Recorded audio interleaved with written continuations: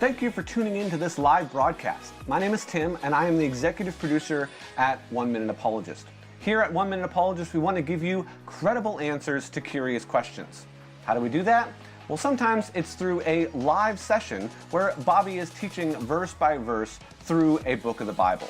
Or it might be by exposing you to other apologists. We want to encourage you to explore more of our content and theirs on your journey. During our live streams, we often take questions. We try to prioritize the questions that are relevant to today's topic. Lastly, if you enjoyed today's content and would like to support this channel, please visit our Patreon page. The stream will be starting soon. Thank you again for joining us.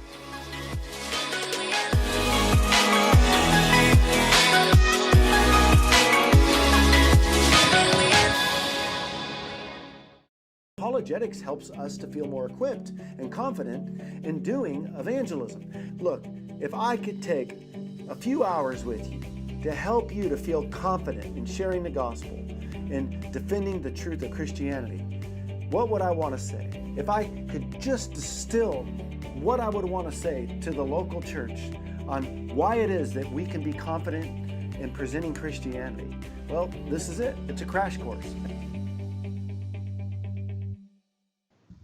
Well, last week we mentioned that we were going to be releasing this crash course. It is for your consumption. It is released. You can find it at the link below, www.oneminuteapologist.com/ACC. We would invite you to take part in that course. There's more information on the website about that. Well, 2020 has been one of those years that we are looking for some precedented times. I saw that on a meme this week that's saying we're constantly in these unprecedented times. We're kind of ready for some precedented times, and that can cause a lot of stress. There has been job loss like we haven't seen since the Great Depression. The pandemic is in the forefront of our minds. There was an earthquake last week in North Carolina. There are murder hornets going on. We're coming up on a major presidential election here in the United States.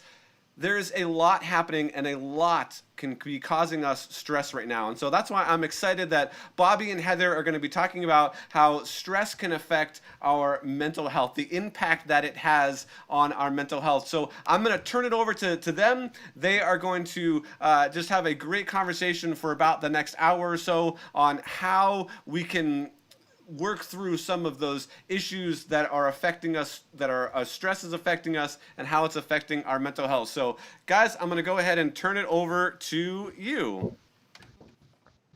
Thank you so much, Tim. We appreciate you, and what a great teammate you are. And we just thank you for all of your hard work at One Minute Apologist. Absolutely. I think the murder hornets, if I'm not mistaken, he's referring to these big-looking killer hornets that have been traveling around, these creatures that look god-awful. And, I'm fearful of just your normal everyday bee, a carpenter bee, yes, a hornet. Don't get a bee around this guy. He goes crazy. That's right, yes. The only bee that I need is, just to spell my name, right? Like, forget all these murder hornets. But nevertheless, and I know a bee is not a hornet. Okay. But we're excited to be with you. Tim, your set looks great. Heather and I have said before, we can't wait to get our own set. I just came off of 2 hours of doing radio and just came over into another office where we're setting up and we're coming live your way. But we definitely plan to have our own podcast studio in the near future. The talk is happening, and it'll be so nice to be able to have a setting that will be aesthetically appealing. But all that to say, you're aesthetically appealing. Oh, well, thank you. So, glad to have the missus on with me, and we want to talk with you about stress.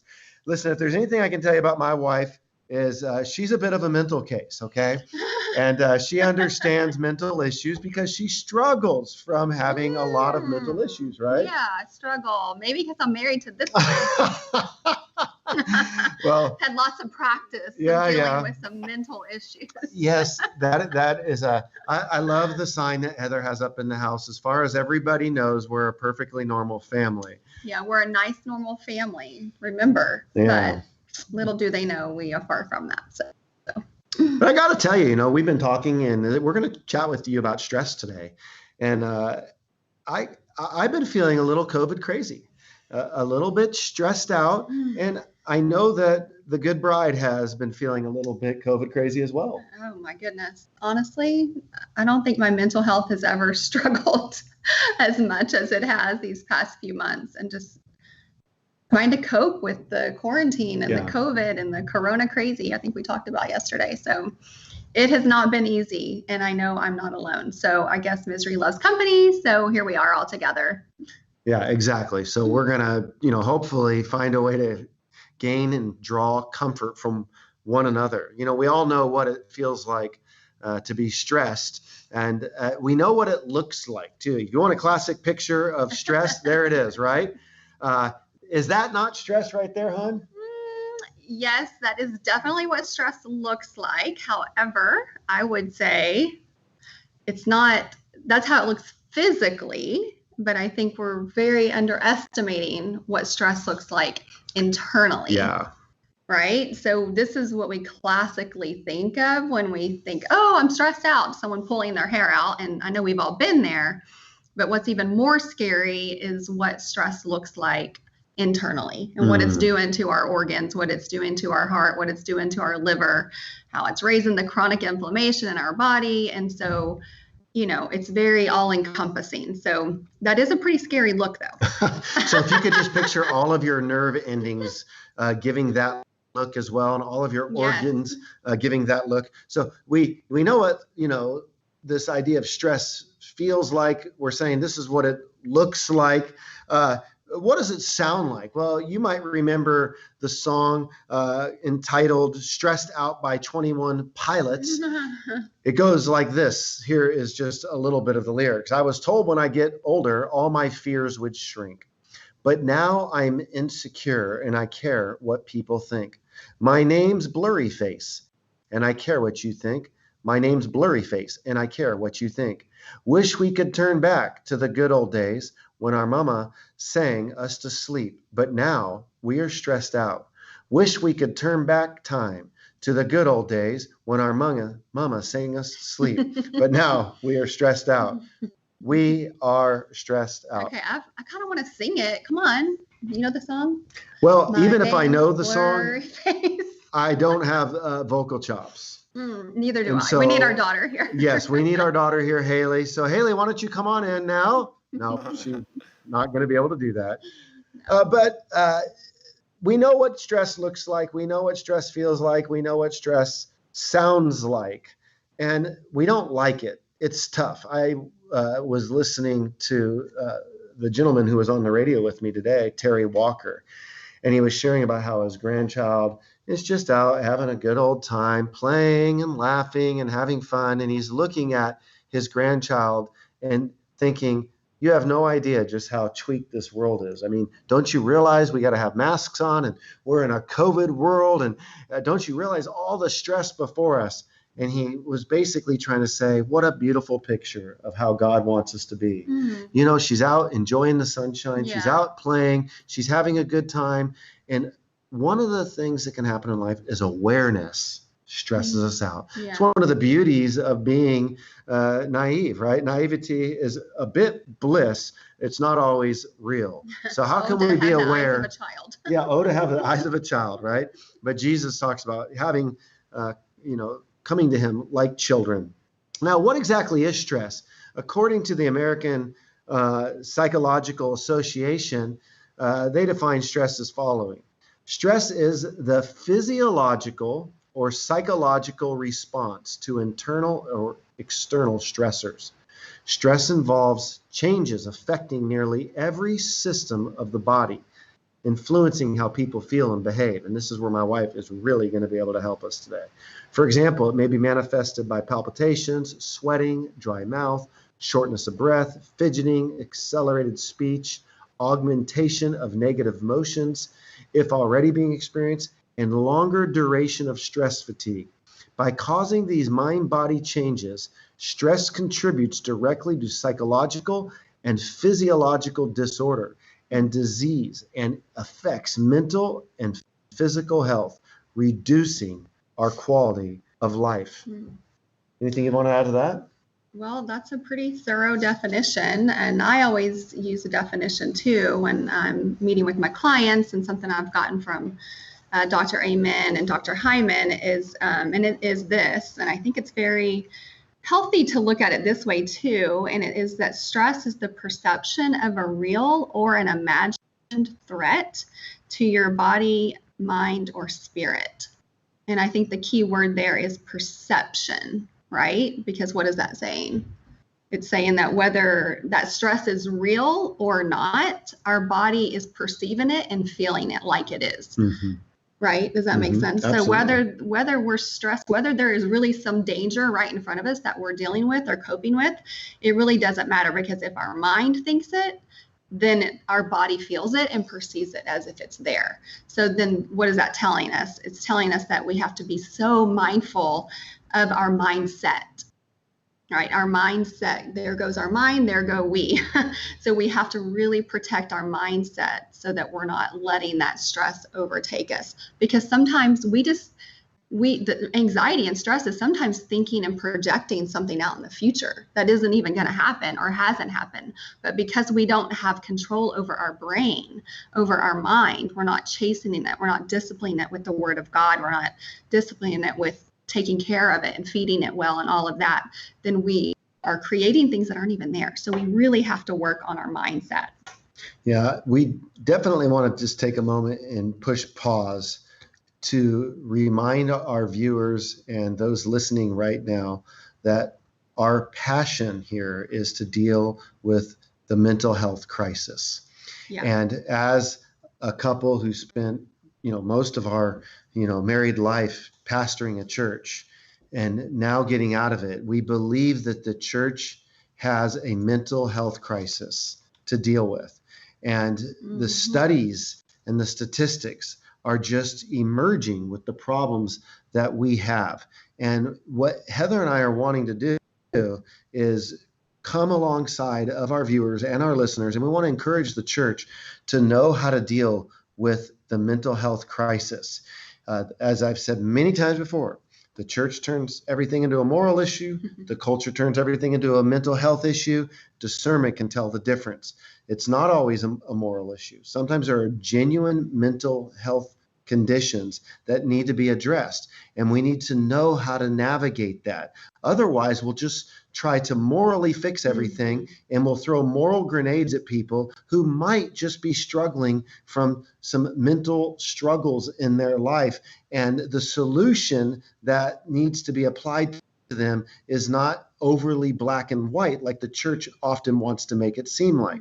And so hopefully we're sharing some things. The goal of today will just to be able to say, look, we're stressed out. And I just want to say to pastors, ministry leaders, right now, you need to be thinking about what kind of a message you're going to give to your church. When quarantine's all said and done with and it's over, you know what? People are going to start returning to the church. And the statistics are going to be down. If I'm a betting person, I know Tom Rainer's talked about probably 20% of church people will not be coming back. I wouldn't be surprised if churches across the United States and the world are a third less in attendance. Fast forward 100 years out, I wouldn't be surprised if we're looking in the history books about the church that the church lost that many people. Those who remain, the church needs to be the thing that it has always been, loving, caring, doing different things. But there's going to be people that are coming back and they're going to ask, what just happened? Yeah. They've lost jobs. They've seen their company shut down. We've got a silent civil war taking place.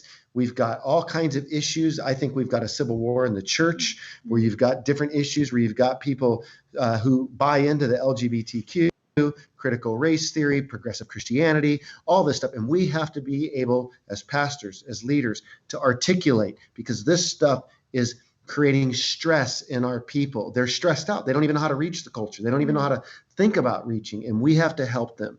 And mental health is just one piece of this fragmented pie that we have to deal with amongst all these other issues. How can we think about this? I mean, statistically, what's going on here? I mean, honestly, what you just said, I couldn't agree with more. And that's why we continue to do. And that's why I'm glad that you married me, because I wanted a wife that I'm could. so blessed. I mean, Yes, that would say I couldn't have agreed with you more. And that's the way she's for 25 years. That's just the way she's always just agreed with me. Perfectly compliant. No, you didn't tell him what I do. I roll out the red carpet every single day. Yes. When I come home, she rolls out the red carpet. Come on, wives. And she's like, oh my goodness, the great Reverend has just accessed our facilities. Kids, come on out. Oh my gosh. Wow. Now we're really, I think the stress is affecting his prefrontal cortex. You see some kind of mental going on here, right? Of course, no. I really appreciate that. But no, my wife she can be, we can have some intense fellowship, can't we, babe? Oh, yes. And at some point after we do some of these mental health things, we're going to do some things on marriage. Although that's kind of a joke. We drive each other crazy. We do. But the reason we do these lives over and over and over around mental health is because we are trying to lower the stigma of mental health. We're trying to normalize it, not to make it okay, but it is okay to not be okay. It is okay to tell people, you're not embarrassed to tell people you have cancer. You're not embarrassed to tell people you have high blood pressure. Why are we so embarrassed to tell people I have anxiety? I have, depression. I have a mood disorder. We have to lower these stigmas because they're very shaming and they send us into isolation. And so that's what is leading not only the quarantine, but we have a huge, major mental health crisis on our hands, and quarantine and isolation is only making it worse. I heard on the news someone called it we have an emotional tsunami on our hands. And I was like, I'm going to use that because that's right. We have an emotional tsunami on our hands with everything going on. Isn't it? Yeah. It's a great word picture because people are so stressed. And that leads to all these other things that we've done lives on, which is like, resolving trauma and addiction and anxiety, depression, suicide, all of these things. And go check those out if you haven't seen those. Yeah. So if you haven't seen them, you can go to YouTube and check them all out, and hopefully you'll find some valuable information there. But we want to continue to raise awareness around mental health. And some alarming statistics right now is overdoses are up by 30 to 40%. Wow. 30 to 40%. We're having more relapses and drug abuse more than ever.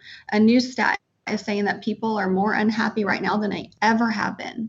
And that's kind of hard to believe because, we've been around for a long time, not just us, but, people. And I'm thinking, wow, if people are more unhappy than ever before, we're in trouble. And so we really need to, be there for people, give them the tools to get themselves more emotionally healthy, mentally healthy, and physically healthy, and most importantly, spiritually healthy, because we know that God's the ultimate healer. More divorces are being filed more now than ever before. And one of the really scary statistics is that our young people are suffering more than ever, which that kind of surprised me. But the statistic is that adults under the age of 25 have actually contemplated suicide, 30% higher in the last 3 months than ever before. So in the last 3 months, if you're under 25, you've contemplated suicide. I'm like, wow, guys, these are real numbers. This isn't just stressed out. Yeah, this isn't just fluff. This isn't just like, stress is such a buzzword, but we really, it's 90% of all health conditions are related to stress. That's significant. So we can't just get rid of stress. Life is stressful, right? So I wouldn't even say this talk is really about getting rid of stress, because that's kind of like saying, stop breathing. Can you eliminate breathing? We can't eliminate breathing. And just like we can't eliminate stress, but what we can do is find better coping skills. We can adapt better. And it's how we respond to the stress that's going to come into our life. This is how we're going to lower these stats that are, so pervasive right now in our culture. Yeah. So this is what we're going to do together with you right now. I mean, we've kind of just talked for a moment about what stress is, trying to get our definition down. And we looked at, the APA as a trusted resource to kind of help us to consider what the American Psychological Association might have to say about stress. Not only that, Heather is mentioning some of the statistics that is leading to some of the extra stress that people are feeling. One thing that I found myself wrestling through as we were preparing to talk with you is I was asking myself the question, what is the difference between stress and anxiety? And think about that for a second, because I've never been asked that question.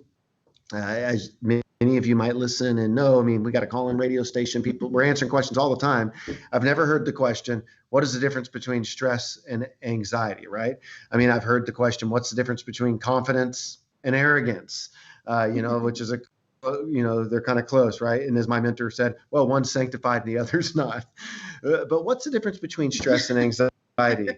And I went to look that up just to try to provide a little bit of context here. And here is what the American Psychological Association wrote about it in October of 2019. There's a fine line between stress and anxiety. Both are emotional responses, but stress is typically caused by an external trigger.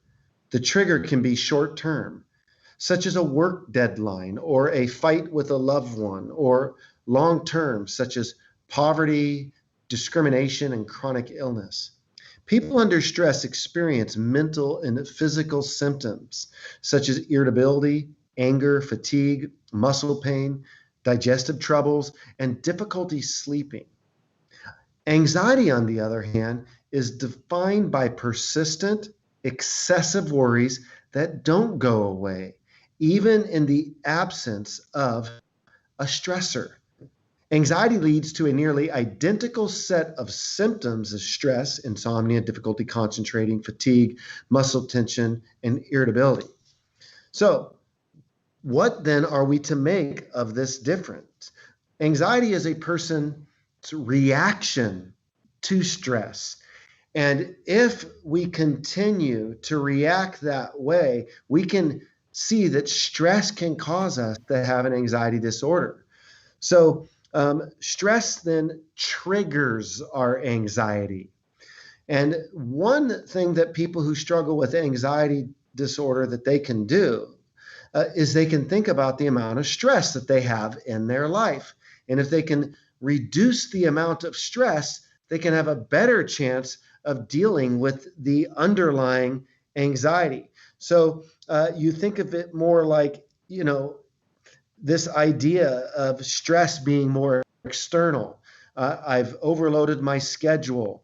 I've got these relationships that are driving me crazy. And there's things that we can externally do about that. But the anxiety emerges as an internal reaction to these external things that are going on in our life. So hopefully it helps you to see that stress triggers anxiety.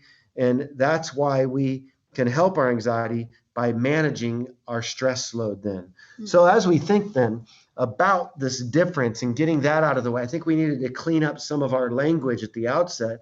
Now let's talk about some of the causes of stress. Yeah, well, let's do it. There's all kinds of causes of stress. I mean, and as a holistic practitioner, I was sitting there listening to you decipher that. And I'm like, okay, that's good. I never thought of it like that. But really, as a holistic practitioner, whether it's an anxiety or stress, which came first, the chicken or the egg, I don't really know that it matters. There can be some overlap. Yeah, it all overlaps. All of these mental health issues, overlap. But the big thing is what it's doing. And that's what I treat, right? That's what I help. And that's what you help as a pastor. You know what I mean? Like, you're helping them spiritually to overcome these life stresses. And the big thing here is it doesn't really matter what stress is. I mean, it's going to happen, and it's how are we going to become more resilient in the face of stress, right? So causes of stress can be, anything and everything. It can be parenting. It can be living in quarantine for 5 months. Final exams. Have a lot of, my heart goes out to all these moms who have children with mental disabilities and physical disabilities. And I saw a segment the other day on the news about that and how these kids are not getting the care that they need. because everything's shut down and they're regressing. These kids that are on the spectrum and have autism or that have seizures, they depend so heavily on their therapies and on their clients and on these getting with their therapist, and they're not getting any of that, and they're regressing. And a lot of this cannot be, re-tapped into. It's lost. And so stress is just mounting. So what causes it? Anything and everything. What really causes it? The number one cause of stress, honey, you know what it is? Life. Ding, ding, ding, ding, ding.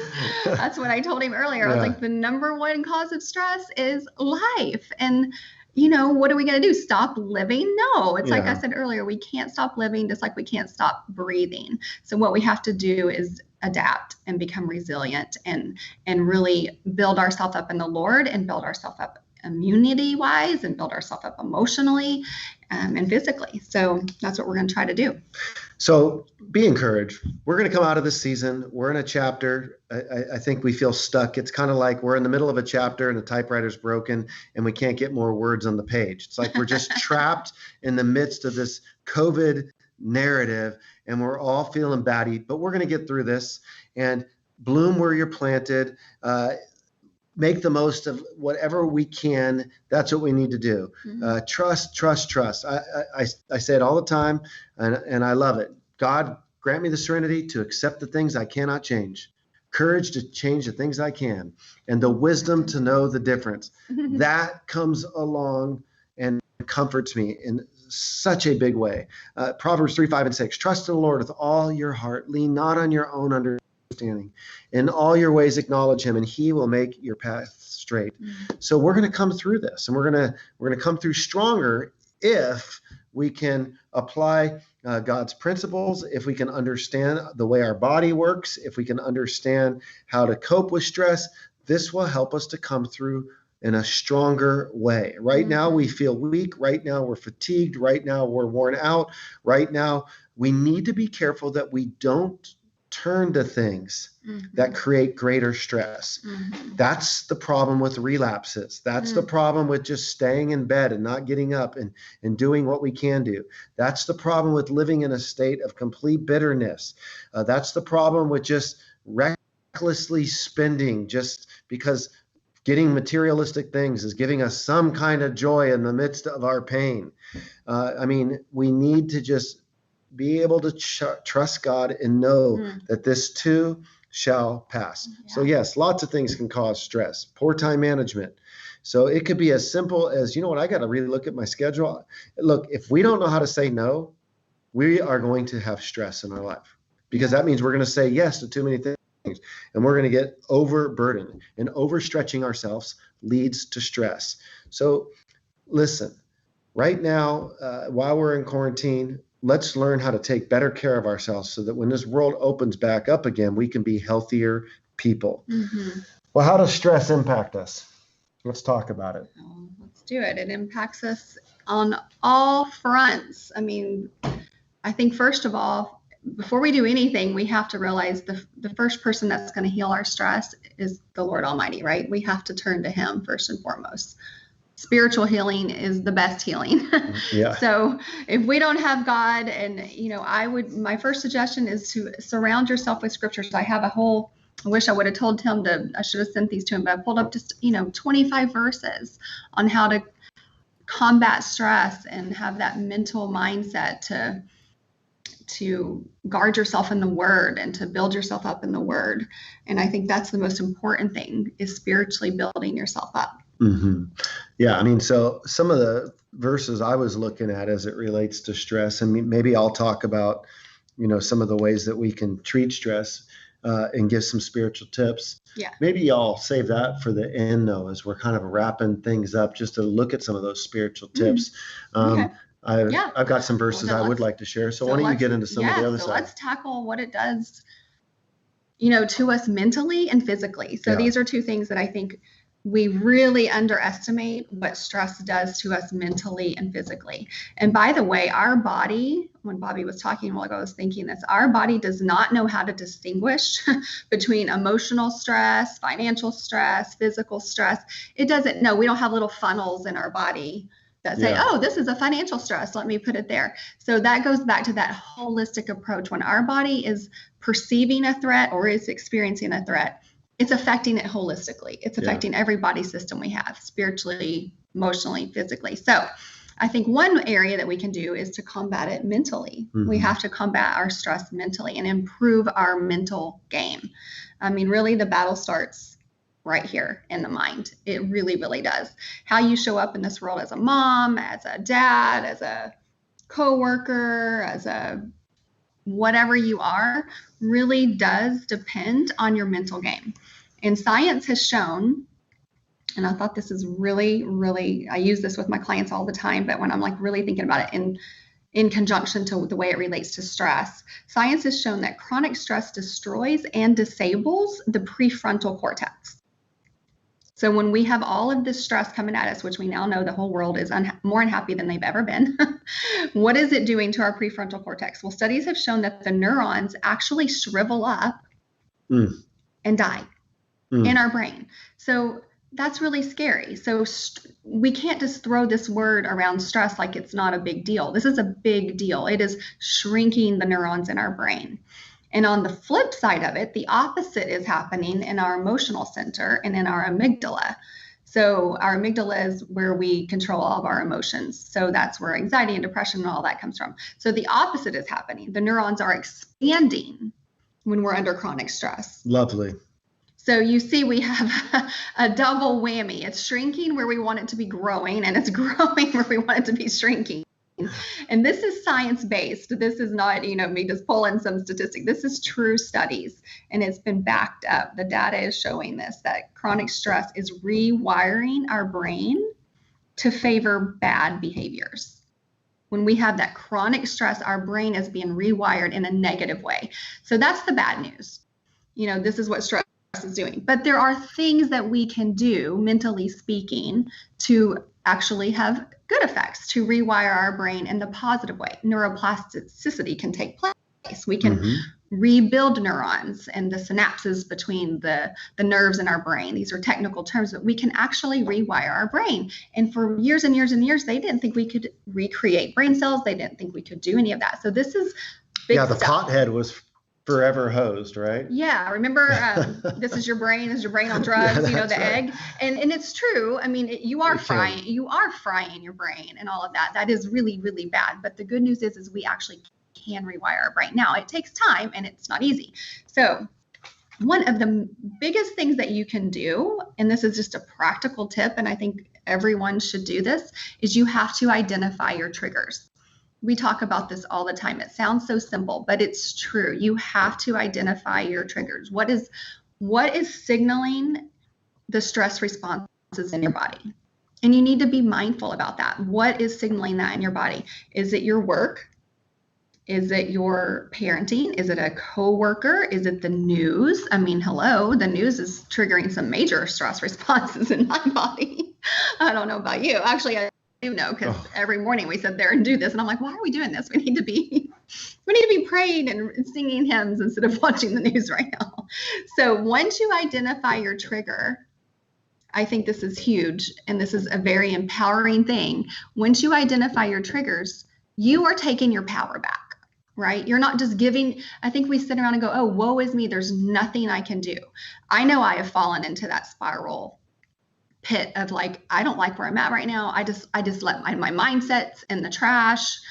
I don't care about my triggers. I'm just letting whatever come at me and consume me and act like I'm a helpless soul. But that is me believing a lie, because that's not true. So we have to retrain our brain, retrain our emotions, submit it to the Lord, submit it to that quiet time in the morning instead of that 30 minutes of news that's increasing your stress. So once you identify that trigger, now you've taken your power back. So that's an easy, practical step you can do, is just take your power back by identifying your trigger. So remember, once you're triggered, your body is either in fight or flight. So, right, you really want your body to be in rest and digest. You don't want to be in fight and flight. So if you can identify your triggers, then you're putting yourself back in charge instead of letting everything else be in charge of you. So that's one thing. So we'll just put this in practical terms. Let's just say you have a coworker at work that is, really irritating you. and it's 5 o'clock, you're getting off, you just got in an argument or whatever. And this is a regular occurrence. Now you can put your own scenario into this, but what you want to do is be mindful in that, because typically what would happen is you go home, your emotions are inflamed, you're irritated, you're mad, and you go home, and what do? Maybe you have a glass of wine. Maybe you have 2, maybe you have 3, maybe you have the whole bottle. No judgment, but if that is happening, then what happens? Typically, you're going to go eat the leftover birthday cake because guess what? The alcohol spikes the sugar, and then you get hungry. And so then you want that piece of cake. And then guess what? Something salty sounds good. Now I want a bag of chips. So then what? The cortisol levels are up. Then what happens? You don't sleep well. You wake up the next morning, you're irritable. You've set yourself up the whole day to crave carbs because of the bad choices you made yesterday at 5 o'clock.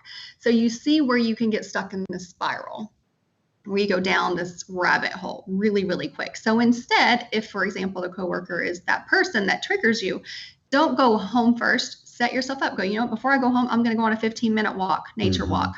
I am going to go do a yoga class. I'm going to pray in my car. I'm going to quote some scripture. I'm going to go get a massage. That's what I need right now. Set yourself up to win. These are very easy, practical things you can do that have major impact that people don't realize because we fall into that helpless mindset. So these are just easy things. Identify your triggers.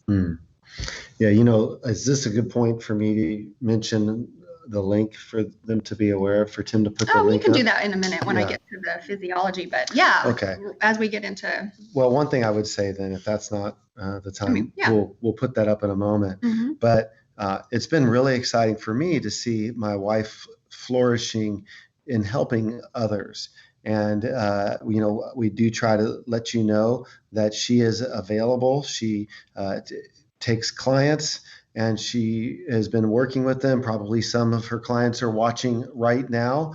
And so if you're interested in personal counsel, Heather is happy to take your information, to talk with you. And she's just a complete sage. I mean, when you get my wife, you're getting a woman who spoke for almost 10 years with Family Life Today, traveled around the country, coaching married couples.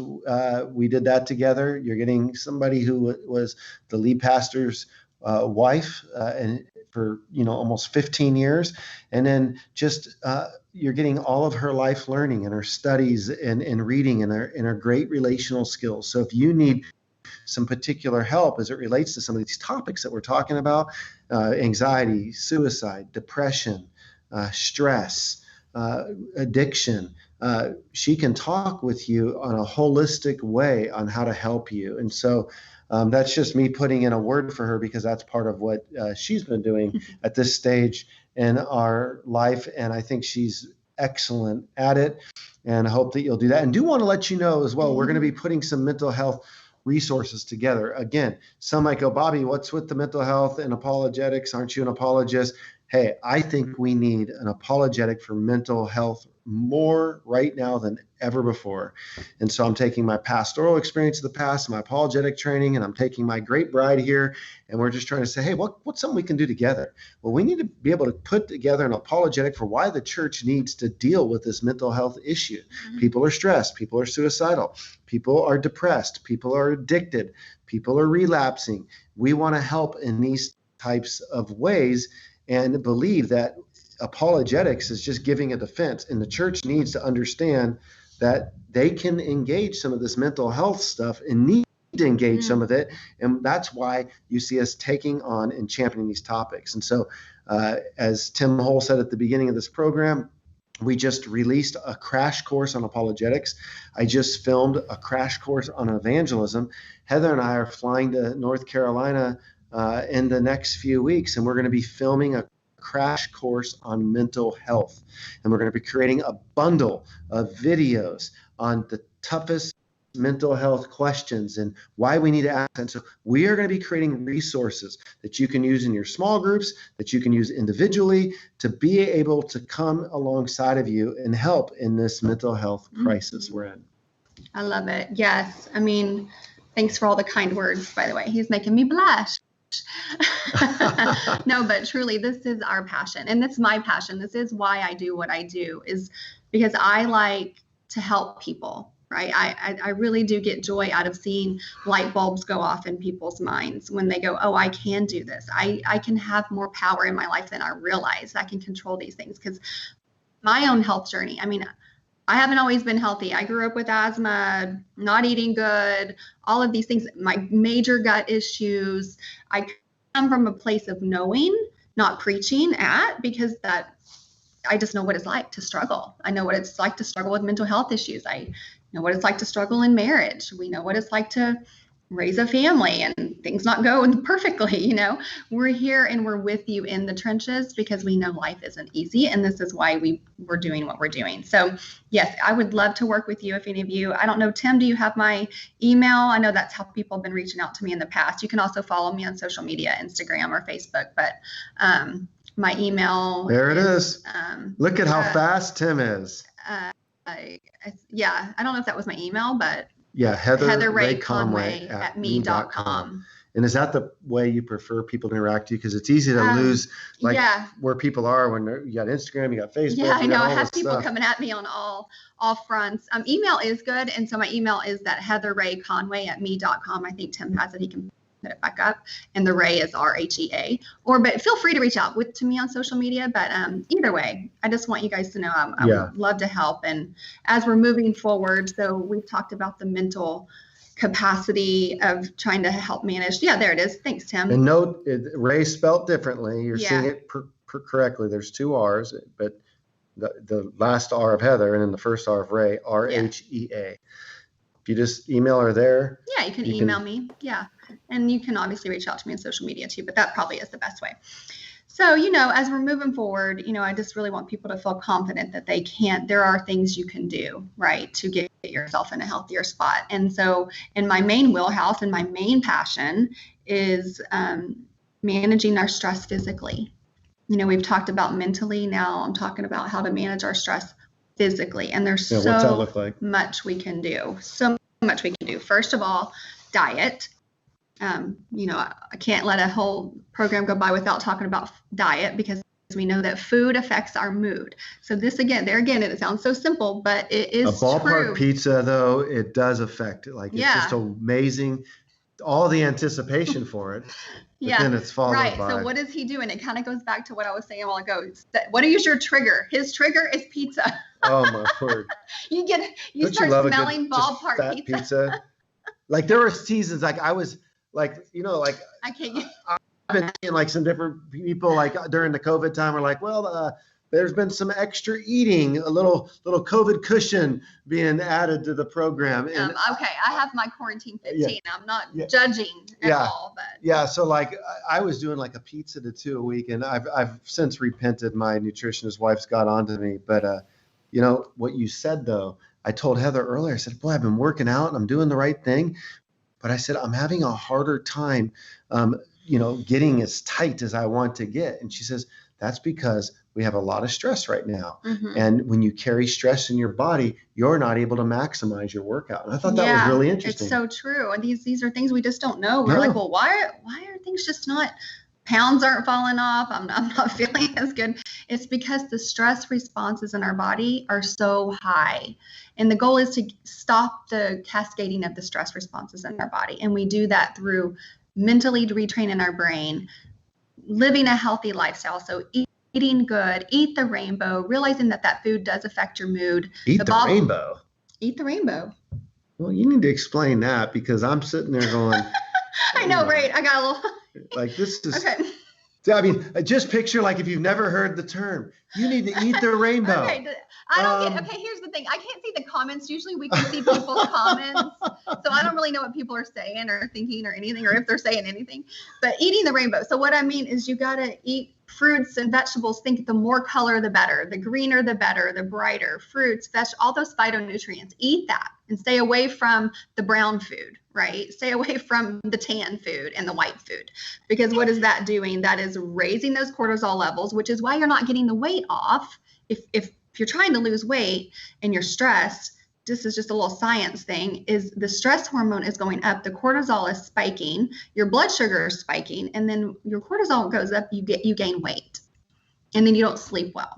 and then you can't get up. So, it's not that hard. It's hard to manage the stress, but there are little simple things that we can do. So eat the rainbow. Yes, eat it all up.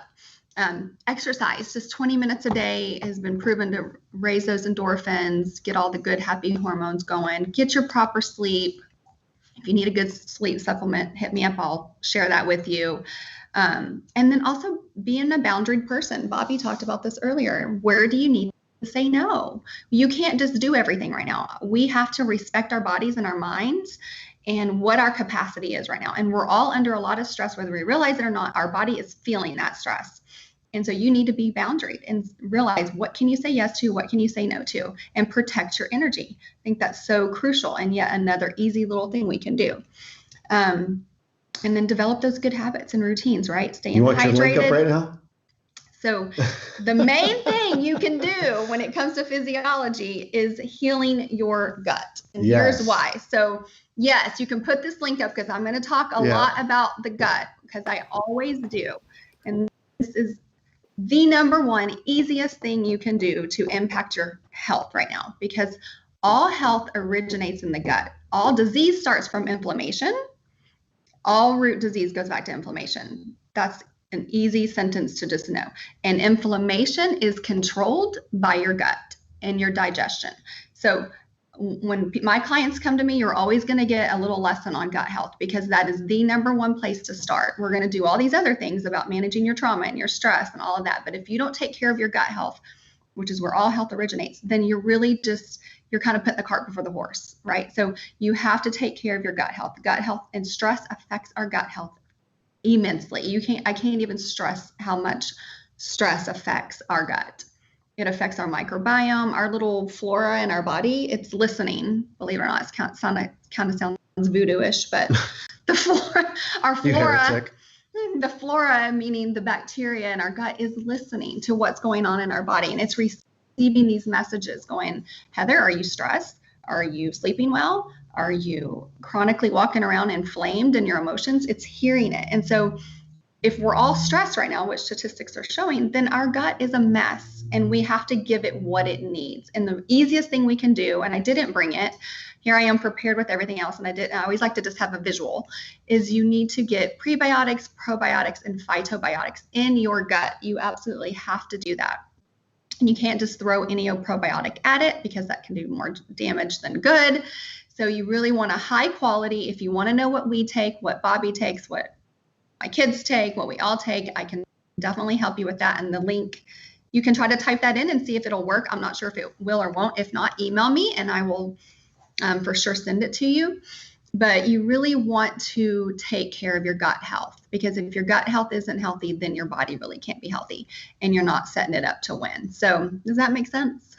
Absolutely. So now, considering our time, we've been going on for a little bit here, and I guess my follow-up question to you would be, we've talked about the mental, we're talking about some of the physiological in the body. I'm going to wrap up with the spiritual principles, and that'll be brief. But anything else that you would want to add before we open it up? So we have a few minutes for some questions. No, once we get the questions, I can, expound it more upon it. But I just think just realizing, there's a lot we can do to combat the stress that comes at us physically and mentally. And these are little simple solutions that we can do. And the most important thing we can do is surrender it to God, which is what Bobby's going to talk to us about right now. Yeah. So, just some simple spiritual tips. We're talking a lot about neuroscience, and, we're getting into the anatomy of the body, and we're talking about the brain and neuroplasticity.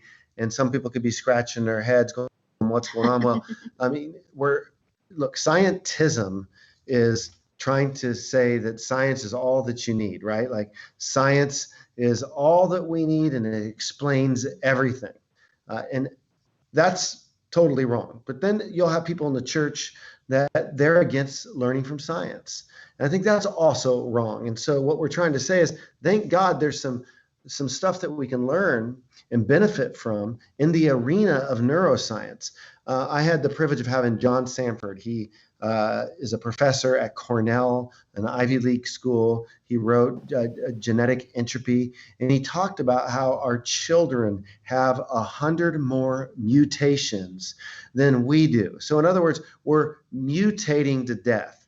And in a world where we're mutating to death, genetically speaking, environmental situations can contribute to that. I'm so thankful that we have the emergence of this field of neuroscience that can come alongside of us and help us to understand mental health issues. Now, this is why we take some time. I think that in the church, we are more familiar with some of the spiritual applicable principles that we can utilize that I'll share right now, but we're not often familiar with some of the gut health and what that entails and how holistically our food and our sleep and our rest. Sometimes we just get these package answers, you just need to pray more. And then you sit there and you go, okay, I'm trying to pray more, but it's like saying if you're just eating ballpark pizza every night and you're feeling obese, and then you go to somebody and they just say, just pray more. Well, okay. And quit eating ballpark pizza every night. Okay. There is something we can do on a nutrition level. Put the pizza down. Put the pizza down, right? And down. This is coming from personal experience over here. So anyway, but here's a couple thoughts, right? So I just say, embrace peace, right? When you're stressed out by trusting Christ. John 14:27, Jesus says, peace I leave with you. My peace I give to you. Not as the world gives, do I give to you. Let not your hearts be troubled. So that is encouraging. Jesus wants us to have peace. What is stress? The absence of peace. Okay, so embrace peace. I would say learn to live one day at a time. This is huge. It's been said before. There's 2 days in a week not to worry about, yesterday and tomorrow. I remember Rick Warren once saying, life by the inch is a cinch, but by the yard, it's hard, right? So we focus on one day at a time. It's all we have. We're being mindful. And so when we're stressed, we're often thinking about things that are completely out of our control, right? As with anxiety. But Jesus, in his Sermon on the Mount, in chapter 6, verse 27, says, and which of you, by being anxious, right? I think this applies with stress as well, can add a single hour to a span of life. We're told not to worry about tomorrow, for tomorrow has enough trouble of its own. So one of the ways that we can condition our minds to be a little bit more healthy is just to be present, to focus on the matters at hand. I would say on top of living one day at a time and embracing the peace that Jesus gives to us, I would say turn your stress into prayer. Listen to Psalm 118, verses 5 and 6. Out of my distress, I called on the Lord. The Lord answered me and set me free. The Lord is on my side. I will not fear. What can man do to me? Well, what can man do to me? One of the things that creates stress is relationships, relational stress. Well, what do we do when we feel stressed out? Out of my distress, I called on the Lord. So we can really grow a lot in our spiritual life. And I need to apply this more. I mean, prayer can be tough. It can exhaust us. But what we need to realize is there's so much sanctification to be had in prayer. And so we take our negative emotions like stress, anxiety, worry, fear, depression, and we pray through all that emotion and we turn it over to the Lord in prayer and we ask him to give us his perspective. And then finally, I would just say, reflect on God's desire to bring comfort to you, right? Psalm 94:19 says, when the cares of my heart are many, when the cares of my heart are many, your consolations cheer my soul. So here the psalmist is saying, when my heart is stressed out with the cares of the world, one of the antidotes that I do is I cheer my soul by thinking about your consolations, the way you comfort me. So consider the way that God came through for his people. Consider how great he is, who he is, how wonderful he is, and allow some spiritual habituation to really become a part of your dynamic in the way you live your daily life. Tim, I want to bring you back in, bro, as we begin to land the plane on our discussion. As I want to be able to ask if there's any questions that kind of came in that for us to interact with. We're not able from our position here to see the questions. Or comments. Typically or we comments. can. So sorry if you're not getting any feedback from us. We haven't. Yeah. No, there have been a few. I'm just trying to position myself here so I'm not over top of anybody, but I'm still on the screen. So I'm up here in the corner. Hi, everybody. So Darren asked this question. I'll go ahead and put it on the screen. He said, I can validate that the COVID-19 long hauler syndrome is very real. And I'm curious if you guys think we might be heading into a season of chronic fatigue syndrome ministry in our future as a church. So chronic fatigue syndrome ministry in our church. You kind of mentioned a little bit of that earlier. So what would your thoughts be on maybe some of the long-term effects in our ministry here? Yes, I think that there is going to be some chronic fatigue. So here's what happened. Before COVID-19 hit, we were meeting in the church, but we were recognizing that the church is struggling with some issues. You have an emerging generation known as millennials, and many of the millennials are going to be passionate about things that are going to be running contrary to the church as it relates to things like Marxism values, LGBTQ. You have different things happening like progressive Christianity, critical race theory, critical theory. We live in a culture that's pluralistic, and all of this stuff has created an amalgamation of doubt. There's lots of doubt, lots of questioning. We don't really feel confident. We hear a lot about coming out of the closet on issues. Well, the church is in a lot of ways in the closet.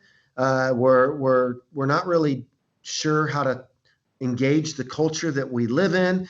You have pastors that won't even deal with apologetics, which is basically like sending people off to war with an M16, but never giving them boot camp. You tell the people, just go out and love the culture. Well, that's fine until somebody starts asking you some really hard questions. And see, this is whereby we need to really understand what is the apologetic task once this COVID-19 thing is over with. And honestly, I get worn out thinking about it. And so we all have to realize, how to eat an elephant, one bite at a time. We all just got to play our part, but we have to realize that now is the time that we're going to see the church, the doors are going to open up. Lots of people aren't coming back. And if we just try to do ministry the same as normal, the way we always did it, it's going to be trying, because the same issues that we're seeing in our culture between the left and the right, and all these issues with Black Lives Matter, and some of the different things with critical race theory as it's transpiring, and Marxism emerging, and the LGBTQ. Guess what? Inside the church, you have people who are buying into that in an attempt to placate culture. And now you've got this two kind of camps that are really there. And so we're going to have to figure out what it looks like to unify, because Jesus says in John 17, the world will know you're my disciples if you're one. Well, we're not one. That's been called Jesus' unanswered prayer. So how are we going to get one? Well, we're going to have to get one, and we're going to have to unify around the Apostles' Creed, and we're going to have to not die on 1,000 hills, and we're going to have to know what it looks like to model unity in a culture that is completely splintered, and we're going to have to know what the vision is, and we're going to have to teach people how to be equipped. And frankly, if I just say, like, here, Pastor, here's your responsibility. You need to understand the culture. You need to understand the confusion that your flock has. You need to start equipping them on these issues. Well, in a church where many people don't want to think, they just want to feel and relate, guess what? We can feel and we can relate our way straight into apostasy. Because if we don't understand how to defend our faith, and if we don't know how to talk about the issues of why it is we believe what we believe with the culture, we're going to stay in the closet, and we're going to be missionally inept, missionally mute. And so, yeah, I think the task is huge. I think the greatest gift that could happen to the church is a great awakening, a third great awakening, because the Holy Spirit can do, look, you want to think about what God can do? Look at Paul the Apostle on the Damascus Road as Saul, walking with letters with a false worldview about the Christians to go and arrest them. And boom, in a moment, he was transformed. That's what we really need. It would speed up a lot of this. But if we don't have it, we've got a lot of hard work to do. And it's fatiguing us, and it feels very stressful. So how are we going to do this? Well, we're going to need some real good thought leaders. And all we're going to have to do is we have to step back. We have to really assess all the different ministries. Are they necessary? What ministries are necessary? What's the vision of our church? How are we going to achieve this? What role are we each going to play? And here's the deal. All we're accountable for, take a deep breath, is playing the instrument that God gave us. We're not going to be held accountable for playing every single instrument. We've got an instrument to play, and we got to figure out what role we are to play in this time. Heather and I feel like we need to play the mental health instrument. I feel like on my own ministry that I need to be equipping the church and pastors and ministry leaders how to do this thing called apologetics and quit minimizing it. We have to do it. It sounds stupid when we say we don't need it. Yeah. Hey, go off to war with an M16, but never mind how to use it. Yeah. Right? That's what we're saying. Evangelism without apologetics is like taking an M16 to war and never even learning how to load the gun. Don't do it. Don't do it. Would it be prudent? That's good. That's good. I appreciate that word. So just wanted to point out, Michael the Great Prince, thank you so much for the $5 super chat there. Brett as well, thank you so much for the super chat there. Joy said, God bless you. Oh wait, nope, there was another one. Joy did say something really awesome that I'm going to post here in just a second as soon as I find it again. Jeez, Sam. I know. There's been lots of comments. Oh, okay. She said, thank you so much. Thank God for your ministry. I pray for you and your family. I pray God bless and keep you. We need you both. So that's to you guys. And Joy has also been taking our apologetics course, and she said that she completed it in 2 days. And then she's going to go through it again this week, and she's trying to reach her husband and loved ones. Talk about stress and worried about his salvation. So she definitely has a heart there for her family. Thank you for sharing. And so there's one more question that I thought would be great to close on. Merlin has been, he's in Santa Cruz, so he's affected by the fires. He said it was raining ash where he is at. And he said, my question is this, can you please say a prayer for my girlfriend and me? We are trying to do good, but good God is hard to keep smiling. So just pray for Merlin. He's in a situation there in California with the fires and whatnot. Said he wants some prayer for his girlfriend. So I thought maybe you could wrap us up here tonight, the stream, in just a word of prayer to kind of close this out. You bet. And Merlin, we're sorry to hear this. We're down here in SoCal. Fortunately, in South Orange County, we're not seeing the fires, but we're aware on the news. We know that the state's under fire, and we would beckon the prayers from others listening as well. But let's pray. Father, I just thank you for all of our listeners and viewers, and just pray for our relationship to continue to grow as we come together just to equip our audience. And we just thank you for their support and their prayers. And I pray for Merlin that you be with him and his girlfriend and just give them comfort and help him to know how to trust you through this difficult time and protect their home from the fire right now that we are in the midst of up in Northern California experiencing. And just pray, God, that you'd help guard the firefighters as well. Just protect them, and let's get these fires, burnt out and quenched, Lord, and just help us, God, as we all feel stress, to rest in you.